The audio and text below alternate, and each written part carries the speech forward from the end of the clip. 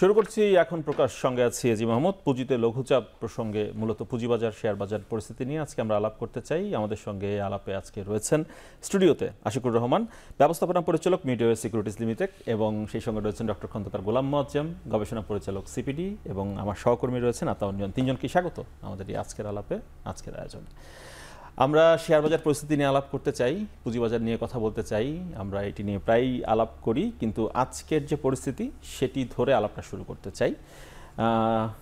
গেল 2-3 দিন ধরে আমরা দেখছি যে কিছু বিনিয়োগকারী বলছেন, দাবি করে তারা বিএসইসি নিয়ন্ত্রক সংস্থার সামনে তারা নানা রকম আন্দোলন করছেন, এবং তাদের সঙ্গে আজকে একটা বৈঠকও হয়েছে বোধহয়।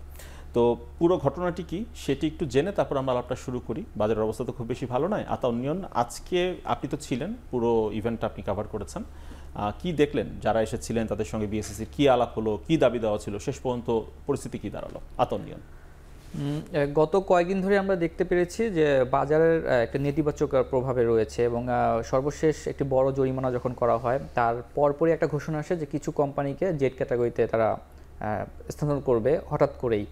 তো তখন সেই মুহূর্তে এই ঘোষণার পরপরই কিন্তু বিনিয়োগকারী আন্দোলনে নামেন, এবং তাদের দাবিটা হচ্ছে যে এই কোম্পানিগুলো, যে 14টা কোম্পানিকে জেড ক্যাটাগরিতে পাঠানো হবে, তারা যখন লভ্যাংশ ঘোষণা করে, সেই লভ্যাংশ ঘোষণার পর তারা শেয়ারগুলো কিনে। সাধারণত লভ্যাংশ ঘোষণা করলে শেয়ারগুলোর দাম বাড়বে, সেই প্রেক্ষিতে তারা কিনে থাকে। কিন্তু তারা লভ্যাংশ না দেওয়ার কারণে যে হঠাৎ করে যে জেড ক্যাটাগরিতে নিয়ে যাওয়া হচ্ছে, এতে কিন্তু শেয়ারগুলোর দাম পড়ে যেতে শুরু করে, এবং তাদের দাবি হচ্ছে তাতে বড় ধরনের একটি ক্ষতির সম্মুখীন হয়। তো এরই প্রেক্ষিতে তারা আসলে আন্দোলন শুরু করে। আজকে 3য় দিন ছিল, এবং এর প্রেক্ষিতে তারা বলছে যে বিএসইসি যে চেয়ারম্যান রয়েছে, সেই চেয়ারম্যান হঠাৎ করে কিছু সেন্সিটিভ সিদ্ধান্ত নিয়ে থাকেন, যেই কারণে তারা বড় ধরনের ক্ষতির সম্মুখীন হচ্ছে প্রতিনিয়ত। তো এই নিয়ে আজকে 3য় দফায় যখন তারা আন্দোলনে সকালবেলা যান, তখন এসিসি থেকে তাদের পক্ষ থেকে একটি গ্রুপকে ডাকা হয়, এবং সেখানে বিএসইসির যে 2জন নির্বাহী পরিচালক আছেন তারা বৈঠক করেন। তো বৈঠকে তাদের যে দাবিগুলো আছে, পরামর্শগুলো আছে, তারা শুনেছেন, এবং পরবর্তীতে বিএসইসি থেকে জানানো হয়েছে যে এগুলো আসলে পরবর্তী যখন টাস্ক ফোর্স এবং সংস্কারের জন্য করা হবে, তখন এগুলো মাথায় নিয়ে তারা কাজ করবেন। তবে বিনিয়োগকারীদের পক্ষ থেকে জানানো হয় যে তারা আসলে এটাতে সন্তুষ্ট না। তারা চাচ্ছে যে এসিসির চেয়ারম্যান পদত্যাগ বা যে ধরনের সিদ্ধান্তগুলো নেওয়া হচ্ছে, এগুলো যদি বন্ধ করা হয় তাহলেই তারা ক্ষতি হবে না তাদের ইয়েতে।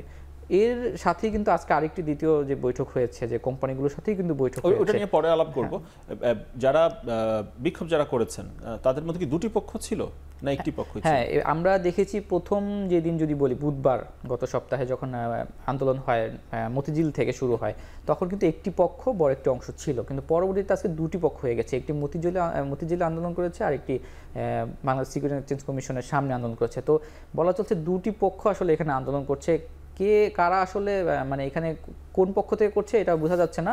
তবে তাদের দুই পক্ষেরই একটাই দাবি হচ্ছে যে চেয়ারম্যান যদি পদত্যাগ করে বা তাকে সরিয়ে দেওয়া হয়, তাহলে তাদের ধারণা তাদের যে সংস্কার কর্মসূচি নতুন কমিশন করছে সেগুলো মার্কেটের পক্ষে যাচ্ছে না, তাদের ক্ষতি হচ্ছে, সাধারণ বিনিয়োগকারীদের ক্ষতি হচ্ছে। তাহলে যারা মার্কেট নিয়ে যারা কাজ করেন, আশিক ভাই আপনার কাছ থেকে শুনি, আসলে কি তাই হচ্ছে যে নতুন কমিশন দায়িত্ব নেওয়ার পরে যে পদক্ষেপগুলো নিয়েছেন সেটি মার্কেটের পক্ষে যাচ্ছে না? কারণ মার্কেট তো খুব একটা ভালোভাবে ফাংশন করছে না, মার্কেট ডাউন ট্রেন্ডে।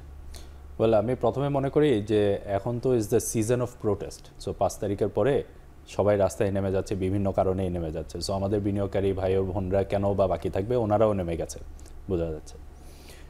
আপনি যখন প্রোটেস্ট করবেন, আপনাকে তো কিছু যুক্তি নিয়ে প্রোটেস্ট করতে হয়। আমাদের এই মার্কেট যদি আমরা 15 বছর বলেন বা 20 বছর বলেন, মার্কেট আমাদের যেরকম উঠেছে, যতটুকু পড়েছে তো তার চেয়ে আরও অনেক বেশি কন্টিনিউয়াসলি পড়েছে। সো 1 নম্বর, এই আজকের যে সিচুয়েশনটা, যদি মার্কেট পড়ার ব্যাপারটা বলি, যে কারণে পড়েছে সেটা হলো একটা ডিফারেন্ট বিষয়। বাট মার্কেট তো আমাদের সবসময় অল্প একটু উঠেই আবার পড়ে যায়, কারণ আমাদের মার্কেটে কিছু ফান্ডামেন্টাল প্রবলেম আছে।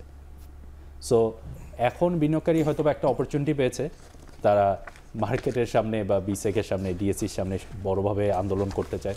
অবশ্যই করুক, কোনো সমস্যা নেই। তো আশিক ভাই, আমরা দেখতাম হচ্ছে ডিএসসির সামনে আন্দোলন হতো, কিন্তু সিকিউরিটি এক্সচেঞ্জ কমিশন ভবনের সামনে আমরা কখনো দেখিনি। এইবারই বোধহয়, ওই জন্যই আমি প্রথমে বলেছি যে সিজন অফ আন্দোলন, যে এখন সবার একটা অপরচুনিটি আছে। আগে হয়তো বা পুলিশরা একটু খুব এগ্রেসিভ ছিল, এখন পুলিশরা এত এগ্রেসিভ না। সো ওই জন্য যারা আন্দোলন করতে চায় করবে। এনিওয়েজ, আমার এই পয়েন্টটা বলার এই কারণ, আমি যেটা সবসময় বোঝার চেষ্টা করি যে আপনি যে আন্দোলন করবেন, আপনাকে তো একটা যুক্তি নিয়ে আন্দোলন করতে হবে। মার্কেট পড়ে যাচ্ছে, আপনি ওটার জন্য কি আন্দোলন করবেন? এটার যুক্তিটা কি? উনি যে বললো যে প্রথমে একটা হয়েছে যে আপনি বেশ বড় কিছু ফাইন করেছেন কয়েকজন বিনিয়োগকারী মার্কেট ম্যানিপুলেটরের এগেনস্টে, যাদের ব্যাপারে কিন্তু অ্যাকচুয়ালি পাবলিকলি লেখা হয়েছিল বেশ কয়েক বছর ধরে, বাট কোনো সময় ম্যাসিভ কোনো ফাইন করেনি। সো নতুন কমিশন এসে সে যেটা দেখেছে যে সে তো বলেছে যে মার্কেটে আমি ডিসিপ্লিন আনবো, মার্কেটে আমাকে ট্রাস্ট আনতে হবে। ট্রাস্ট কীভাবে আনবেন? অনেক ওয়েতে আছে ট্রাস্ট আনার, বাট একটা ওয়ে তো হলো যে আপনি যদি ম্যানিপুলেটরকে আইডেন্টিফাই করতে পারবেন প্রুফ নিয়ে, আপনার তো তাকে পানিশমেন্ট করতেই হবেন, অ্যান্ড ইট ইজ নর্মালি একটা মনিটারি পানিশমেন্ট, সো আপনি ওনাকে ফাইন করতে হবে। সো আমি যদি কাউকে মার্কেটে যদি ফাইন করি, স্পেশালি যে বড় ফাইনটা হয়েছে সেটা বেক্সিমকো শেয়ারের এগেন্সে, যেটা ফ্লোর প্রাইসে আছে, যার কন্টিনিউয়াসলি প্রতিদিন সেলার, নো বায়ার। সো এটা তো টেকনিক্যালি মার্কেটে ইম্প্যাক্ট হওয়ার কোনো কারণ নেই। সো আমি ধরে নিচ্ছি যে ফাইন রিলেটেড হয়তো বা মার্কেটে প্রবলেম হচ্ছে না। সো এখন সেকেন্ডারি যে কি প্রবলেম হতে ফাইন রিলেটেড প্রবলেম কেন হবে? কারণ এর আগে আমি তো মনে করি হওয়ার কোনো কারণ নেই, আমি তো ওই যুক্তি দেখেছি। শিবলি কমিশন যখন প্রথম দায়িত্ব পেল তখন কিন্তু তারা এসেও কিন্তু প্রথম 1-2-3 মাস আমরা দেখেছি একের পর এক জরিমানার খবর, তখন কিন্তু বাজার আরো চাঙা হচ্ছিল, বিনিয়োগকারীরা আস্থা পাচ্ছিল মার্কেটের প্রতি যে তাহলে নতুন কমিশন খুব সক্রিয়ভাবে কাজ শুরু করেছে, তারা বিভিন্ন জালিয়াত বা জালিয়াতির অভিযোগে যেগুলো প্রমাণিত হচ্ছে বড় বড় ফাইন করছে, তার মানে মার্কেটে আর কোনো ধরনের কারসাজিকে প্রশ্রয় দেওয়া হবে না, এই ধরনের এক ধরনের পরিস্থিতি বা এই ধরনের এক ধরনের কি বলবো মানে অবস্থা তৈরি হয়েছিল বিনিয়োগকারীদের মধ্যে, মানে আস্থার যে ঘাটতির কথা বলা হয় না, ওই আস্থাটা মনে হয় তৈরি হচ্ছিল তখন শুরুর দিকে। তারপর পরে গিয়ে আমরা আর এইভাবে জরিমানা করতে দেখিনি, কিন্তু এই কমিশন আসার পরে সে একই ফর্মুলায় অ্যাপ্লাই শুরু করলো এবং অঙ্কটা বেশ বড়, হয়তো পুঁজিবাজারের ইতিহাসে মনে হয় রেকর্ড বোধ হয় 428 কোটি টাকা একবারে জরিমানা। অঙ্কটা বড় রেকর্ড আছে, বিকজ আপনি আগে যখন জরিমানা করবেন যে আপনাকে তো ফাইন্যান্সিয়াল গেইন অনুযায়ী জরিমানা হতো। সো আগের কমিশন কি অ্যাকচুয়ালি ওই কেস বাই কেস ওইভাবে কি মানে ফাইন্যান্সিয়াল গেইনের উপর কি জরিমানা করতো? আমাদের তো মনে হয় না। আমরা নিজেরাও জানতাম যে ওনারা জরিমানা করতো, পরে পেপারে আসতো যে আদৌ যে এই জরিমানার ফিটা কি জমা দেওয়া হয়েছে 100 কোটি টাকা, জরিমানা হয়েছে 50 কোটি টাকা, তাই তো? না, 50 কোটিও না, আমার মনে হয় মাচ লোয়ার, মানে অ্যাজাম্পশন যে এই টাইপ, আর যেই পরিমাণ কারসাজি হচ্ছে তার চেয়ে কম জরিমানা, অনেক কম। সো এটা আলটিমেটলি তখন এটাকে জরিমানা বলা যায় না, এটা বেসিক্যালি আপনি যে মানে ম্যানিপুলেশনটা করেছেন এটাকে বেসিক্যালি আপনি হালাল করে ফেলছেন আর কি, যে আমি একটা ছোট ফি। এখন প্রশ্নটা চাষিক ভাই, আগে তো সমস্যা হয়নি, এইবার কেন সমস্যাটা হলো তাহলে? এবার তো ফার্স্ট এন্ড ফরমোস্ট আমি মনে করি না যে জরিমানা রিলেটেড কোনো যুক্তি হতে পারে। হ্যাঁ, সো আমি এটাতে এগ্রি করি না। কেউ যদি বলে যে না আপনি ম্যানিপুলেটরকে জরিমানা করছেন, ওটার জন্য আমি প্রোটেস্ট করছি, তো সেটার তো অ্যাকচুয়ালি কোনো উত্তর নেই, এটা আপনি কোনো ওয়েতে জাস্টিফাই করতে পারবেন না। আমরা সেকেন্ড পয়েন্টটা হয়তো আসতে পারি যে জেড ক্যাটাগরিতে অনেকগুলি কোম্পানিকে ট্রান্সফার করেছে, আলাপ করব, ওটা নিয়ে আলাদা আলাপ রয়েছে, কারসাজি নিয়ে আলাপটা শেষ করে নিই। ডক্টর খন্দকার গোলাম মেজম, যেই বিষয়টি নিয়ে কথা বলছিলাম আমরা, কারসাজি নিয়ে কথা বলছিলাম, তো এখন নতুন কমিশন যখন আসবে তখন তো তারা কিছু না কিছু সংস্কার প্রক্রিয়ার মধ্য দিয়ে যাবে, তো সেই সময়টাতে তো কিছু উত্থান পতন হতেই পারে বাজারের, তো সেই বেদনা তো মানে বিনিয়োগকারীকেও নিতে হবে, বাজারকেও নিতে হবে।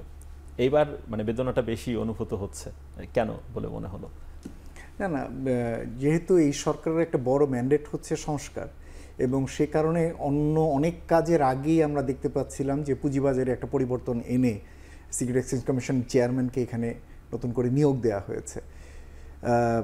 তার সাথে আমার নিজেরও কথা হয়েছে এই সমস্ত বিষয় নিয়ে। তো সেই পর্যায় থেকে আমরা ধরেই নিতে পারি যে উনি স্পেসিফিক কিছু এজেন্ডা নিয়ে উনি এখানে এসছেন। সুতরাং সেই এজেন্ডাটা যখন সংস্কার এবং পুঁজিবাজারের যে অবস্থা আমরা জানি বা দেখছি, এবং যে ধরনের এটা যে খাদের তলানিতে গিয়ে দাঁড়িয়েছে, তাতে এই জায়গায় আপনি যদি সংস্কার করতে চান তাহলে আপনাকে সকলেরই আসলে হাত পুড়বে, এবং সেটার জন্য প্রত্যেকেরই আসলে প্রস্তুত থাকা দরকার।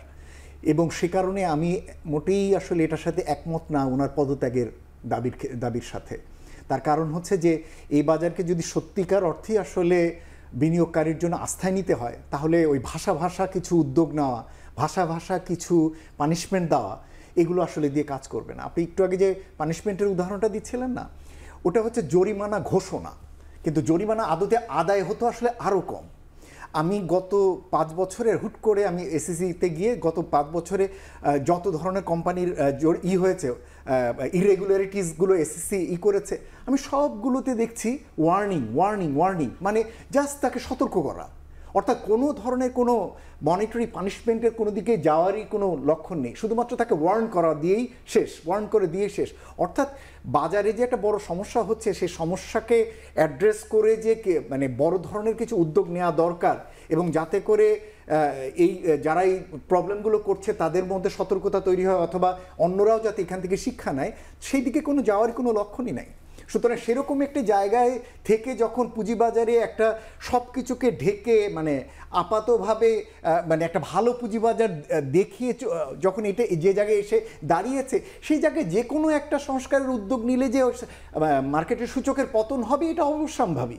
আমি তো বলবো যে আরও পতনের জন্য বরঞ্চ আমাদের শেয়ার হোল্ডারদের রেডি থাকা দরকার, যদি সত্যিকার অর্থেই উনি আরও বড় বড় জায়গাতে হাত দেন। কেননা আমরা আমাদের মতো একটু আমি এইটুকু আগে বলিনি আপনাকে, আমি রেগুলার হয়তো বাজার ফলো করি না, কিন্তু আমি দূর থেকে হয়তো বোঝার চেষ্টা করি, বা আগেও আপনার সাথে হয়তো কোনো সামনেও হয়তো আমরা একটা প্রেস ব্রিফিং করবো, এটা চিন্তা করছি এই বাজারের সংস্কার নিয়ে, এটা আমাদের পরিকল্পনা রয়েছে।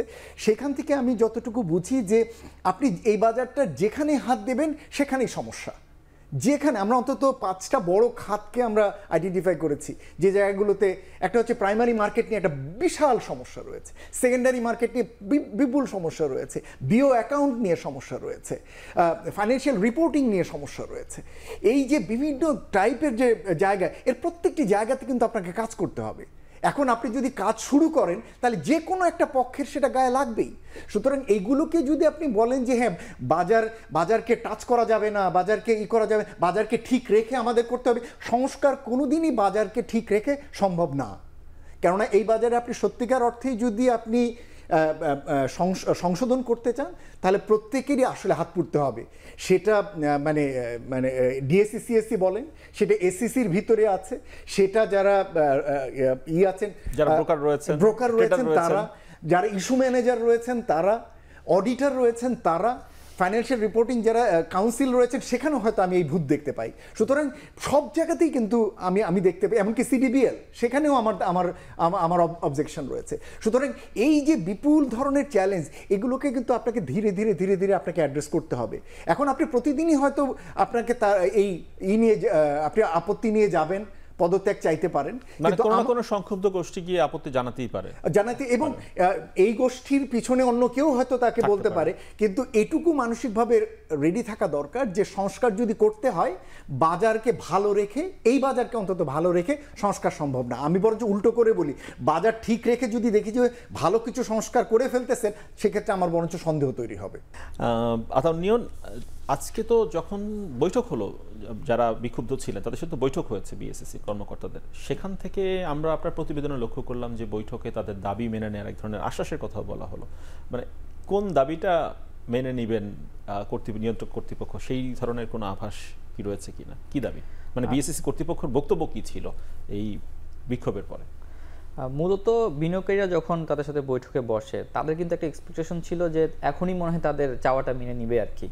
হয়তো চেয়ারম্যানের পদত্যাগ হবে না, কিন্তু তারা যে আরো কিছু বিষয়ে যেমন কোম্পানিগুলো জেড ক্যাটাগরিতে না নেওয়া, বা সেগুলোতে যদি আবার আগের ক্যাটাগরিতে চলে আসে তাহলে হয়তো শেয়ারটার দামটা আবার বেড়ে যাবে, তো এই ধরনের কিছু তাদের দাবি ছিল। তারা হয়তো মানে তাদের আন্দোলনের প্রেক্ষিতে তারা মনে করেছে যে বৈঠকটা যেহেতু হচ্ছে তাদের দাবিটা হয়তো মেনে নেওয়া হবে।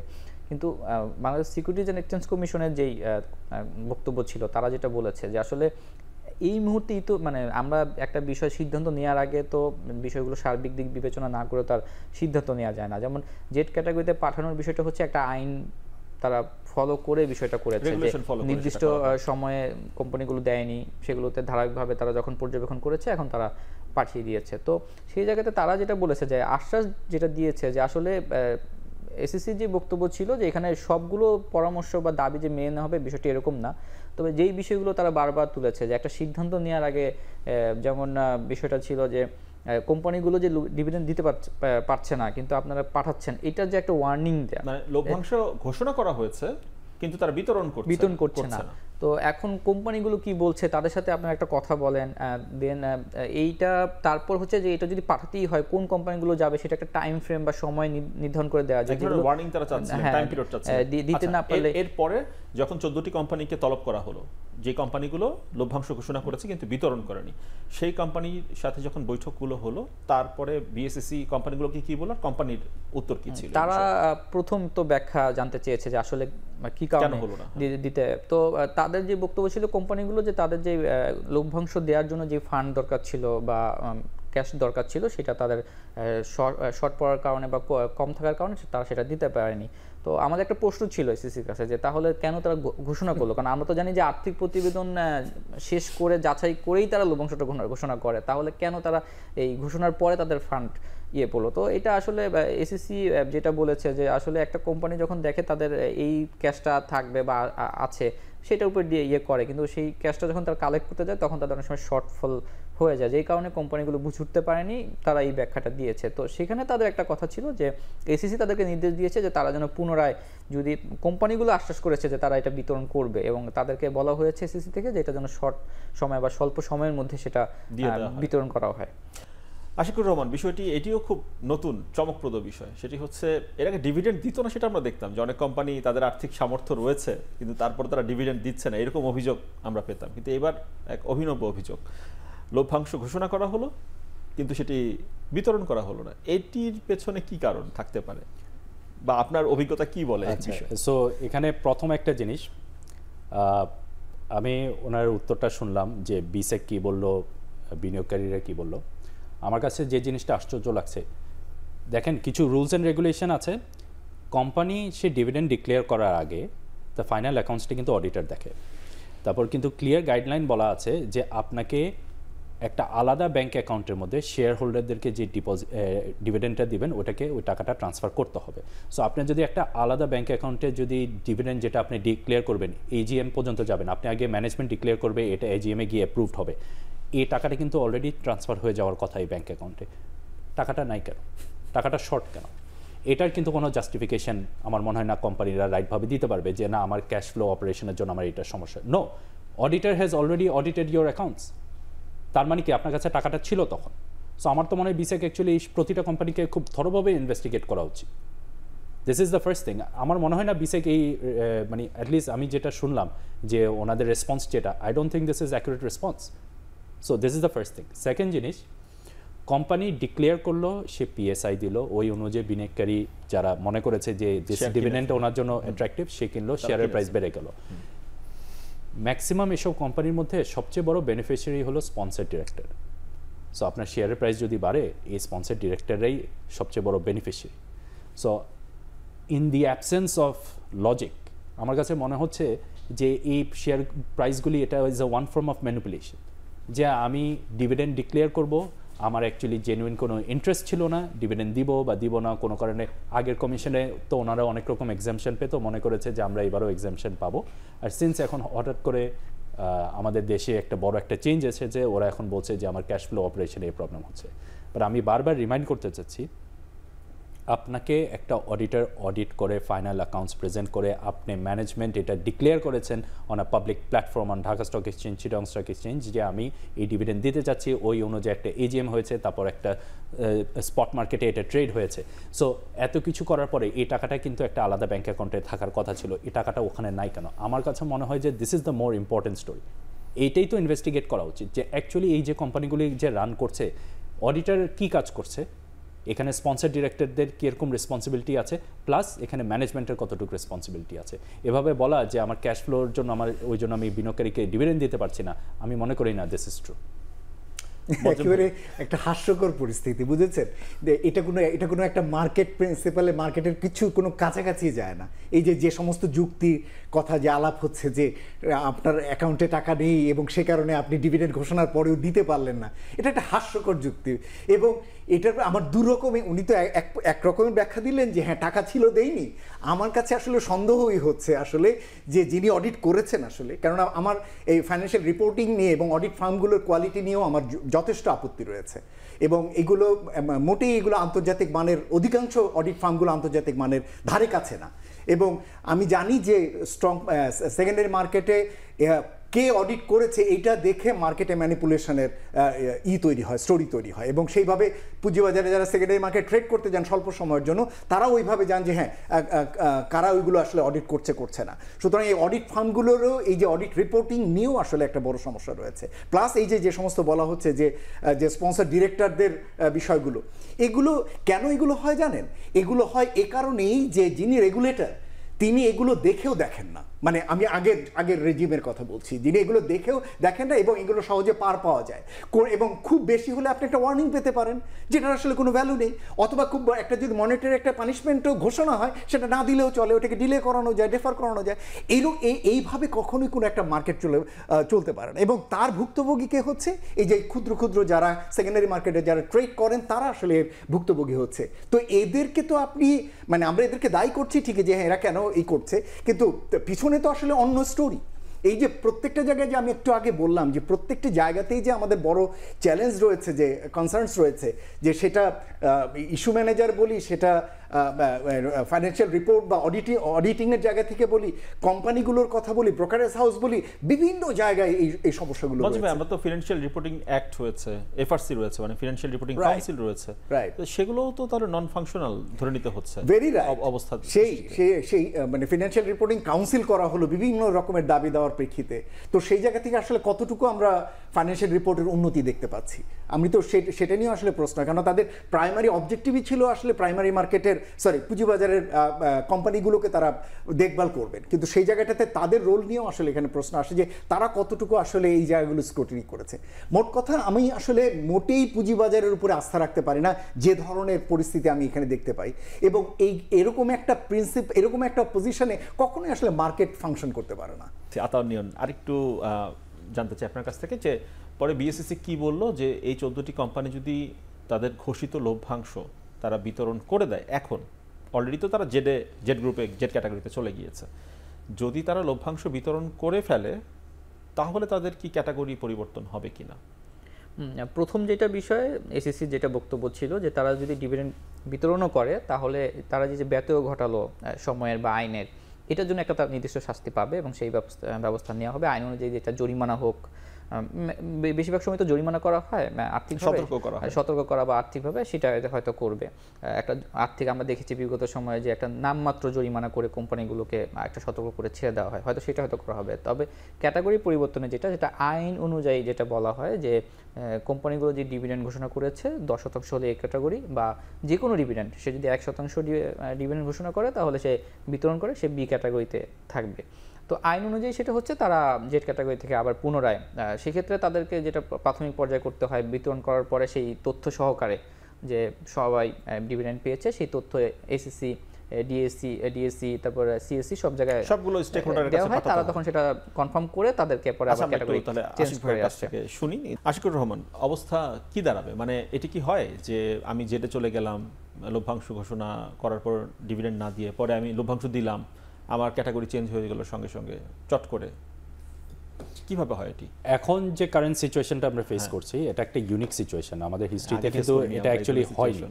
সো আমি ঠিক জানি না যে এখন নতুন রেগুলেটর জিনিসটাকে কিভাবে দেখবে, বিকজ এখানে আপনার দুটো জিনিস, একটা হলো যে কোম্পানি তো অলরেডি আইন ভেঙেছে, একটা হলো যে সে ঠিক টাইমে ডিভিডেন্ডটা দেয়নি, আর একটা হলো যে সে নন কমপ্লায়েন্স আছে, বিকজ তার শুধু ডিভিডেন্ড না তার অন্যান্য আরও কিছু ইস্যুস ছিল।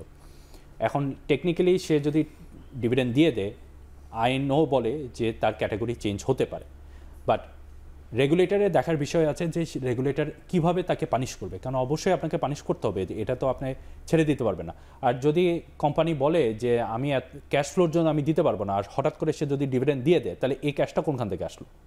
এটাও তো আমার প্রশ্ন, বড় প্রশ্ন। আমি কিন্তু মনে করি যে এই জিনিসটা একটু ভালোভাবে ইনভেস্টিগেট করা উচিত যে কেন অ্যাকচুয়ালি ওরা দেয়। আপনি যদি হঠাৎ এই সপ্তাহের মধ্যে যদি সব জায়গায় সব মানে বিনিয়োগকারীকে যদি দিয়ে দিতে পারেন টাকাটা, তাই এই টাকাটা কোথায় ছিল?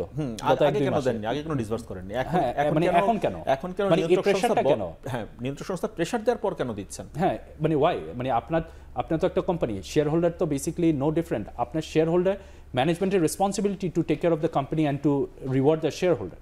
তো আপনি শেয়ার হোল্ডারদেরকে রিওয়ার্ড কেন করেননি? আপনি ডিক্লেয়ার করেছেন, এজিএম করেছেন, আপনি সব প্রসেস করেছেন, টাকা দেওয়ার সময় টাকাটা দেন। সো এই মার্কেটে যে ওই যে উনি যে বললো যে মার্কেটের প্রতি কোনো আস্থা নেই, এটাও তো একটা নতুন সমস্যা যে অ্যাটলিস্ট ডিভিডেন্ড ডিক্লেয়ার করেও যে আমি ডিভিডেন্ডও পাবো না, আগে তো অ্যাটলিস্ট ডিভিডেন্ড পেতো, যতই ভালো ডিভিডেন্ড খারাপ ডিভিডেন্ড যেটাই হলো, যে ডিভিডেন্ড ডিক্লেয়ার করতো বিনিয়োগকারী পেতো, টাকা পেতো। এখন তো নতুন একটা ক্রাইসিস শুরু হয়েছে যে আমি সেটাও আমাদের সামনে উদাহরণ হয়ে সামনে চলে আসে। পিএসআই দেখে আমি শেয়ার কিনলাম বেসড অন দ্য ডিভিডেন্ড, যে আমি অ্যাটলিস্ট হয়তো বা এই প্রাইসের এগেনস্টে আমি এই ডিভিডেন্ড পেতে পারি। এখন তো আমার বিনিয়োগকারী চিন্তা করবে যে আদৌ এই কোম্পানিটা কি আমাকে ডিভিডেন্ড দিবে? তো এটা তো একটা নিউ ক্রাইসিস। মজ্জেম ভাই এরকম চমকপ্রদ মার্কেটে কি করে আমি আসলে এই ধরনের আলাপগুলো করবার জন্য আসিনি আজকে। আমার আসার মেইন উদ্দেশ্য ছিল এইগুলো আমরা কোন ধরনের কোম্পানি নিয়ে আলাপ করছি, আদতেই কি এরা রিয়েল ইকোনমিতে কন্ট্রিবিউট করছে, কতটুকু করছে। আমি দেখছিলাম গত 5 বছরের আইপিও দেখছিলাম, সব ইন্স্যুরেন্স কোম্পানি। বাংলাদেশে ইন্স্যুরেন্সের এমন কি জোয়ার লেগে গেল যে ইন্স্যুরেন্স কোম্পানি আর ব্যাংকের আইপিও নেওয়ার জন্য একেবারে তৈরি হয়েছে, আর মিউচুয়াল ফান্ড খোলার তাগাদা লেগে গেছে। কি এমন মার্কেট তৈরি হয়েছে? This is basically what happen you see. এটা আসলে হচ্ছে মানি নিয়ে মানিকে রাউন্ড করা, জাস্ট টাকা আসবে, টাকা ঘুরবে।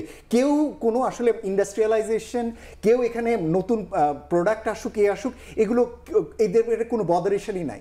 এখানে টাকা ইনফিউজ হবে, টাকা দিয়ে লোকজন নিয়ে তুলে নেবে এবং আরেকজন সেকেন্ডারি মার্কেটে এগুলো জাস্ট করবে, ফুলে পেপে এগুলো শেয়ারের দাম বাড়বে। এই যে জেড ক্যাটাগরিতে যাওয়ার মেন কনসার্ন তো একটু শুনলেন আপনারা, যে 40% যে পাওয়া যায় সেটা সে পাবে না বলে, সেটা নিয়ে তাদের মার্জিন পাবে না বলে সেটা নিয়ে। এর আগে তো মার্জিন লোন নিয়ে আরও অনেক সমস্যার কথা শুনেছি। মোট কথা, এই ধরনের শেয়ার দিয়ে, এই ধরনের আইপিও দিয়ে, এই ধরনের মানে কোম্পানি দিয়ে আসলে আপনি কোনোদিনই একটা দেশের সুস্থ ক্যাপিটালাইজেশন বা সুস্থ ইন্ডাস্ট্রিয়ালাইজেশন চিন্তা করতে পারবেন না। আমি তো জীবনে শুনি নাই ইন্দো ফার্মা, এখানে আমি দেখতে পাচ্ছি ইন্দো বাংলা ফার্মা, জীবনে কোনোদিন নাম শুনি নাই যে হ্যাঁ এই ধরনের একটা ফার্মাসিউটিক্যালস কোম্পানি বাংলাদেশে আছে এবং তার আসলে কোনো ফার্মাসিউটিক্যাল প্রোডাক্ট আছে বলে আমার শোনা নাই। কিন্তু বাংলাদেশে আমরা যেগুলো সচরাচর যা দেখতে পাই সেগুলো অল্প কিছু আমি কোম্পানি দেখতে পাই। এদের এই সমস্ত কোম্পানিগুলো আদতে এগুলো কি পেপার বেসড কোম্পানি না আসলে এগুলো কোনো বেজ আছে? আমার বরঞ্চ অনুরোধ থাকবে নতুন চেয়ারম্যানের কাছে, এই যে যতগুলো কোম্পানি লিস্টেড কোম্পানি রয়েছে এর প্রত্যেকটিতে তাদের ফিজিক্যালি গিয়ে ইনভেস্টিগেশন করা দরকার, আদতেই তাদের আসলে ফিজিক্যাল বেজ আছে কিনা। না, কেননা আগে বড় বড় সমস্যা গিয়েছে যেগুলোতে হয়েছেই আসলে হচ্ছে পেপার বেস কোম্পানি তৈরি করে জাস্ট মার্কেট থেকে টাকা তুলে নিয়ে গিয়ে সেগুলোকে আসলে সরিয়ে নিয়ে যাওয়া হয়েছে, যা এর ফলে আসলে কাজ আসলে কিছু হয়নি। ফলে এখন আপনি যত আলাপ দেখবেন সবাই ডিভিডেন্ড নিয়ে আলোচনা করছে, সবাই কে কত মুনাফা করছে, কেন শেয়ার প্রাইস নিয়ে। কোম্পানির base, new products, new service কিচ্ছু নেই। আমি আইপিওগুলো বিশ্লেষণ করছি, আইপিও কিসের জন্য, ইন্স্যুরেন্স কোম্পানিগুলো আইপিও কিসের জন্য তুলছে? এফডিআর খুলবে। What nonsense! সে এফডিআর খোলার জন্য কি জন্য ইন্স্যুরেন্স কোম্পানি এফডিআর খোলার জন্য কি জন্য ক্যাপিটাল মার্কেট থেকে টাকা তুলবে? আমার তো আসলে সেন্সে কাজ করে না। এবং একটার পর একটা আমি ইন্স্যুরেন্স কোম্পানি আমি দেখতে পাচ্ছি সেখানে খোলা হচ্ছে। কি পারপাস? দেশে তো আমি দেখতে পাই ইন্স্যুরেন্স কোম্পানির উপর কোনো আস্থাই নেই মানুষের। সেখানে কি কারণে এতগুলো ইন্স্যুরেন্স কোম্পানি একটার পর একটা আসে? তার মানে হচ্ছে যে এ সমস্ত কোম্পানির পিছনে এমন ধরনের স্পন্সর ডিরেক্টররা রয়েছে যেগুলোর সঙ্গে আগের সরকারের সেই ধরনের চক্র ছিল বা রাজনৈতিকভাবে তাদের সংশ্লিষ্ট ছিল, তাদের মাধ্যমে আসলে মার্কেট থেকে টাকা তুলে নেওয়ার জন্য হয়েছে। এরকমভাবে টাকা মার্কেট থেকে তুলে নেওয়ার জন্য যদি ক্যাপিটাল মার্কেট হয়, আই এম সরি, এই ধরনের মার্কেটে আমাদের বাংলাদেশে প্রয়োজন নেই। আশিক ভাই, অবস্থা দৃষ্টিতে যা দাঁড়িয়েছে, মজ্জেম ভাই যেভাবে বিশ্লেষণ করলেন, মানে যেসব কোম্পানি ঢুকে পড়েছে বাজারে, সেই কোম্পানিগুলো দিয়ে কি আর বাজার বাঁচানো সম্ভব? অবশ্যই না। বাজারে তো প্রথমেই আমি যেটা বললাম, আমাদের তো মার্কেট বাড়তেই পারে না কোনো সময়। বাজে আইপিও দিয়ে তো আপনি কোনো সময় মার্কেট বাড়াতে পারবেন না, কারণ আপনি বাজে আইপিও দিয়ে যে যারা এইসব শেয়ার কিনে, আমরা তো মাঝে মধ্যে কোয়েশ্চেন করি যে আমাদের বিনিয়োগকারীরা কেন এইসব শেয়ার কিনে। কারণ শুধু খারাপ মার্কেট না, মানে খারাপ আইপিও না, আপনি ইভেন লাস্ট কমিশন যে কাজটা করেছে ফ্লোর প্রাইস দিয়ে, আপনি তো ভালো কোম্পানি, লার্জ ফ্লোট ক্যাপের যে কোম্পানি, এদের ট্রেডিংয়ে আপনি বন্ধ করে দিয়েছেন। সো আপনি বিনিয়োগকারীর মেন্টালিটি চেঞ্জ করে দিয়েছেন। আমরা যে বছর পর বছর বলতাম যে আপনি ভালো ভালো কোম্পানিতে বিনিয়োগ করতেন, অনেক বিনিয়োগকারী বলতেছে যে আপনি কেন এইসব জিনিস বলে, আমি এগুলি তো প্রাইস বাড়ে না। আমি তখন বলি যে দেখেন, প্রাইস বাড়ে না, এক সময় প্রাইস বাড়বে আর আপনি এর মাঝখানে ডিভিডেন্ড পাবেন। বাট আমরা কিন্তু আলটিমেটলি এখন এই পজিশনে এসে আমরা কিন্তু উই ওয়ার রাইট। আপনার 5ই অগস্টের পরে দেখেন ম্যাক্সিমাম ব্লু চিপ কোম্পানি কত বেড়েছে। এই যে জিপির ব্যাপারে আমরা ওপেনলি বলি না, বাট আমরা যে ব্লু চিপ কোম্পানি যেগুলি আমরা বলি, ম্যাক্সিমাম কিন্তু 40-50-60% উপর কিন্তু র্যালি করেছে। একটা খুব শর্ট টাইম র্যালি করেছে, তারপর আবার একটু পুল ব্যাক হয়েছে। We were right. হ্যাঁ, ইন দ্য মিন টাইম আপনি যদি অন্য বাজে শেয়ার কিনে যদি আপনি স্পেকুলেট করে যদি আপনি প্রফিট করেন, that is your gain. But ওইখানে ওই যে হাই প্রাইসে গিয়ে যদি আপনি কিনেন, লস করেন, that is your loss. You are responsible. বিনিয়োগকারী তার নিজের রেসপন্সিবল। কারসাজি তো হয়েছে, রেগুলেটররা তো মানে পাম্প অ্যান্ড ডাম্প অনেক রকম আইপিও অ্যালাউ করেছে, কেন ইন্স্যুরেন্সের কোম্পানি এসেছে এটাও তো আমরা, এটার উত্তরও তো আমরা জানি অ্যাকচুয়ালি, সত্যি কথা বলতে। সো এই জিনিস এখন আমরা মনে করি যে সবসময় আমি কমিশনকে বলি যে ফার্স্ট অ্যান্ড ফরমোস্ট কমিশনের কাছে ফুল এখতিয়ার আছে, তারা চাইলে যে কোনো আইপিওকে লিস্ট করতে পারে। এটা is a very big problem, because কমিশনের হাতে ফুল এখতিয়ার কেন থাকবে? তাকে commission and Dhaka stock exchange, Chittagong stock exchange stake হোল্ডারের সাথে মিলে বাইরের দেশে, অন্যান্য দেশে যেভাবে প্রসেস হয়, যে IPOs actually come from the exchange. একটা issue manager will go to the exchange, issue manager will concurrently also give the same reporting to the regulator. দুই জায়গায় গিয়ে যদি রেগুলেটর ডিসাইড করে হ্যাঁ আমার পেপার সব ঠিক আছে, আমি ওকে অ্যালাউ করতে পারি, স্টক এক্সচেঞ্জ কিন্তু ডিসাইড করবে যে আমি এই আইপিওটাকে ফ্লোট করবো নাকি না, কারণ আলটিমেটলি এটা আমার প্ল্যাটফর্মে। আমরা কিন্তু স্টক এক্সচেঞ্জের একজন শেয়ার হোল্ডার, আমার এখানে বাজে প্রোডাক্ট আসা মানে আমার স্টক এক্সচেঞ্জের ভ্যালু থাকে না। এই যে উনি যে খুব সুন্দর করে বললো যে আমি তো স্টক মার্কেটের উপর কোনো আস্থা রাখি না, আমরা যে বিজনেসে অপারেট করি ইট ইজ ট্রু, আস্থা রাখা খুব ডিফিকাল্ট, আমাদেরকে একটা ক্লায়েন্ট অর্জন করা খুবই ডিফিকাল্ট। ম্যাক্সিমাম টাইমে আমি যখন একটা নতুন ক্লায়েন্টকে যখন আমি অ্যাপ্রোচ করি, সে তো বলে যে আমি কেন আপনার স্টক মার্কেটে ইনভেস্ট করবো, এটা তো খুব বাজে জায়গা, এখানে তো আমার আস্থা রাখা যায় না। অ্যান্ড আমি ওনার সাথে ডিনাই করি না, উনি যেটা কথা বলতেছে সত্যি কথা বলতেছে, বাট আমাদের তখন ওনাদেরকে বলা হয় যে দেখেন অনেক ভালো ভালো কোম্পানি আছে যেগুলি আন্ডার ভ্যালুড আছে, বা আপনি যদি খুবই লং টার্ম বিনিয়োগের যদি চিন্তা করেন যে কিছু টাকা কিনে রেখে দেন, এখানে যেটা অ্যাটলিস্ট হয় যে আপনার শেয়ারটা যদি ভালো ব্রোকারেজের মধ্যে থাকে আপনার এই শেয়ার নিয়ে চিন্তা করতে হয় না। যে এভাবেই কিন্তু আমরা ক্লায়েন্ট অর্জন করছি, but this is not a long term solution. So সলিউশনের মধ্যে ওনারা অনেক রেকমেন্ডেশন করতে পারে, আই এম ভেরি হ্যাপি যে ওনারা এই জিনিস নিয়ে রেকমেন্ডেশন করবে, আমাদেরও অনেক রেকমেন্ডেশন আছে। আমরা আশা করি যে নতুন কমিশন জিনিসটা দেখবে যে স্টেক হোল্ডারের সাথে, জেনুইন স্টেক হোল্ডার যারা অ্যাকচুয়ালি মার্কেটের পজিটিভটা চায়, তাদের সাথে কথা বলে ওনারা বেটার করবে। আর ওনারা এইভাবে বিনিয়োগকারী প্রতিদিন একটা নতুন নতুন জিনিস চাবে, এটাকে নিয়ে যদি ওনারা ফোকাস করে বিসেক বেশি আগাতে পারবে না। আতান্নিয়নিক জানাবেন আমাদেরকে। আজকে তো মানে বৈঠক হলো, তারপর যারা বিক্ষুব্ধ ছিলেন তারা শেষ পর্যন্ত কি বললেন? যদি বৈঠকে তো চূড়ান্ত কোনো সমাধানে বা যা সিদ্ধান্ত হয়েছে সেটি তারা খুব বেশি তাদের পক্ষে গেছে এমনটা নয়, পরবর্তীতে কি তারা আবারও বিসেকের সামনে দাঁড়াবেন কিনা, তাদের বক্তব্য কি ছিল? দাবি যদি না মেনে নেয় বা যদি কোনো ধরনের রফা না হয় সেক্ষেত্রে কি করবেন তারা? তারা সম্পূর্ণভাবে বলেছে যে তাদের কোনো পক্ষেই যায় নাই, বা তাদের কোনো মানে তাদের যে আশা ছিল কোনো আশা, কোনো ধরনের আশাই পূরণ হয়নি। তো সেক্ষেত্রে আমরা দেখেছি যে পরবর্তীতে বিকেল 3টা থেকে কিন্তু আবার তারা বিএসসিসির সামনে তারা আন্দোলনের অবস্থান নেয় এবং কিছু সময় তারা সেখানে অবস্থান করে। তো পরবর্তীতে তারা যেটা বলেছে যে তাদের এখন একটাই দাবি যে বিএসসিসির চেয়ারম্যানের পদত্যাগের মাধ্যমেই তারা আশা করছে যে তাদের যে ক্ষতি হয়েছে এই ক্ষতি হওয়া বন্ধ হবে এবং বাজার হয়তো ঘুরে দাঁড়াবে। তো তাদের কাছে আমাদের একটা প্রশ্ন ছিল যে আসলে কি পদত্যাগটাই কি সমাধান কি না, কারণ এখানে তো আরেকজন আসবে, তো সেক্ষেত্রে তো সংস্কারের বিষয়টা থাকতে হবে। তো তারা বারবার একই কথা বলছে যে এই চেয়ারম্যান বা এই কমিশনার যারা রয়েছেন তারা সঠিকভাবে সঠিক সময়ে সঠিক সিদ্ধান্ত নিচ্ছেন না, বা তারা বুঝে শুনে সিদ্ধান্ত নিচ্ছেন না, যে কারণে এই পতনটা হচ্ছে, যে কারণে তারা এই যে আস্থার কথা যেটা আমাদের অতিথিরা বললেন যে আস্থা সংকটটা, তারা সেই আস্থা পাচ্ছেন না যে আসলে এই কমিশনার বা চেয়ারম্যানরা বাজারে তা আস্থা ফিরিয়ে নিয়ে আসবে। তো সেক্ষেত্রে তারা মানে এর আগেও নিয়ম আমরা লক্ষ্য করেছি, যখন বিনিয়োগকারীরা রাস্তায় দাঁড়াতেন, যারা রাস্তায় দাঁড়াতেন তারা বলতেন যে এই কমিশনের প্রতি আস্থা নেই।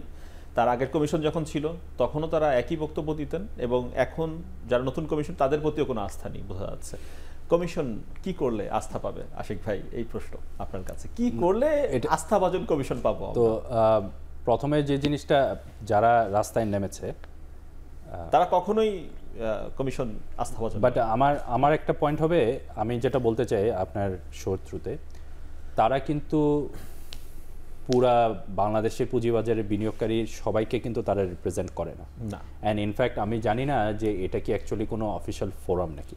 অবশ্যই সবার একটা অধিকার আছে যে আপনি প্রতিবাদ করার। বিভিন্ন প্রোগ্রাম, সেমিনার, সিম্পোজিয়ামে আমরা তাদের উপস্থিতি দেখতে পাই, আপনাদের অফিসিয়াল প্রোগ্রামগুলো তো দেখতে পাই। হ্যাঁ, আমি কোন অফিসিয়াল প্রোগ্রামের কথা বলছেন আমি ঠিক শিওর না, বাট হ্যাঁ থাকতে পারে, যেখানে যদি কেউ যদি এন্ট্রি করতে পারে অবশ্যই থাকতে পারে, কোনো সমস্যা নেই। দেখেন বিনিয়োগকারী মানে মার্কেটটা কি, যে আপনি একটা শেয়ার কিনবেন, শেয়ারের দাম যদি বাড়ে, যদি আপনি মনে করেন আপনি একটা প্রফিটটা বুক করতে চান, আপনি বেচবেন।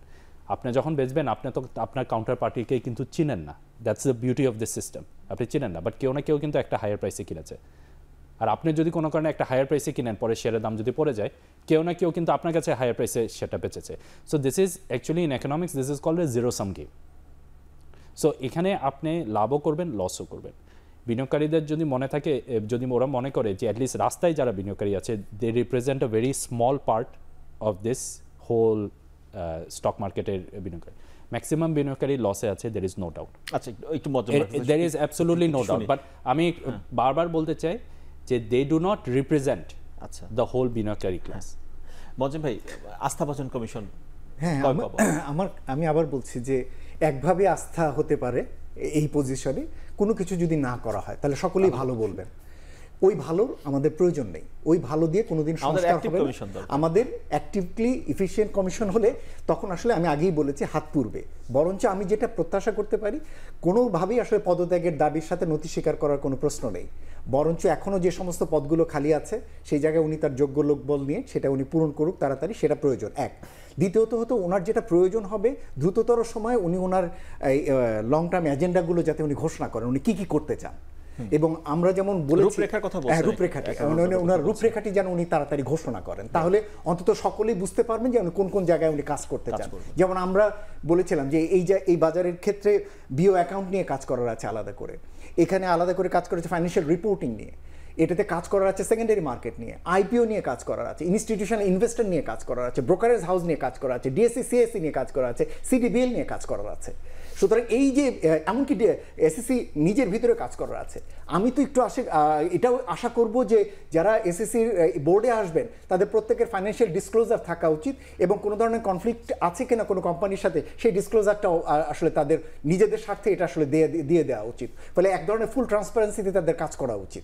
ফলে আমরা যদি সত্যিকার অর্থেই চাই যে এই বাজারে একটা সংস্কার, বা সত্যিকার করতে চাই যে আমার পাশের দেশ ভারতে যদি এত ফাংশনাল একটা স্টক এক্সচেঞ্জ চলতে পারে, একাধিক স্টক এক্সচেঞ্জ চলতে পারে, এবং সেখানেও এই একই ধরনের সমস্যার ভিতরে থেকেও খুবই এফিশিয়েন্টলি তারা যদি তাদের মার্কেটটা চালাতে পারে, কেন আমাদের মতো দেশে আমরা এই মার্কেটটাকে, মানে এত পুরনো একটা মার্কেট, সে 50 সাল থেকে চলছে, অথচ সেই মার্কেটের একেবারে দুরবস্থা, সেখান থেকে আমরা উঠতে পারছি না। সুতরাং আদতেই যদি যেহেতু চাচ্ছেন সংস্কারের জন্য, সুতরাং ওনার উচিত হবে ওনার এই রোডম্যাপটা জানানো, উনি কী কী করতে চান, এবং সেই অনুযায়ী ওনার কার্যক্রমগুলো শুরু করা। তবে হ্যাঁ, আমি মনে করি যে হ্যাঁ, এই রোডম্যাপ ঘোষণার আগে স্টেক হোল্ডারদের সাথে ওনার আলাপ আলোচনা করার দরকার আছে।